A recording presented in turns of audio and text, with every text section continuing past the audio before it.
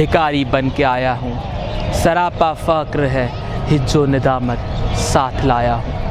बिस्मिल्लाहिर्रहमानिर्रहीम। अस्सलाम वालेकुम दोस्तों, अल्लाह के बाबरकत नाम से स्टार्ट करते हैं आज की इस वीडियो को। मैं हूँ शाहज़ेब अली और इस वक्त मैं मौजूद हूँ लाहौर की बादशाही मस्जिद के सामने।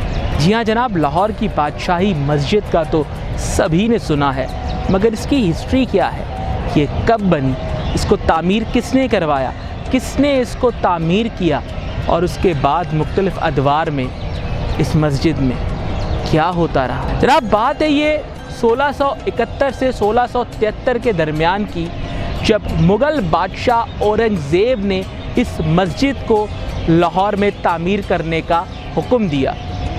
2 साल लगे और उनके भाई फ़िदाई ख़ान जो गवर्नर थे लाहौर के, उन्होंने इस मस्जिद को औरंगज़ेब के हुक्म पर तामीर करवाया। और इस मस्जिद को तामीर करने की एक ख़ास वजह ये भी थी कि मराठा राजा जो थे उस वक्त के, वो मुसलमानों के लिए काफ़ी मसला बना रहे थे और कोई ऐसी जगह चाहिए थी मुसलमानों के लिए जहाँ पर वो अपनी इबादत भी कर सकें और बाकियों को भी दावत दे सकें और दूसरों को दिखा सकें कि मुसलमान क्या हैं, मुसलमान क्या करते हैं। 2 साल में ये मस्जिद बनी और उसके बाद यहाँ पर नमाज शुरू हुई। 1673 में इस मस्जिद के दरवाज़े खोले गए अवाम के लिए।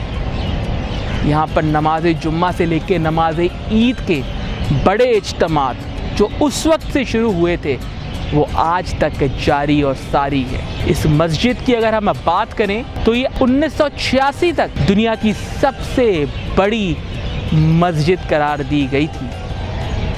जी हाँ जनाब, सबसे बड़ी मस्जिद 1986 तक ये करार दी गई थी।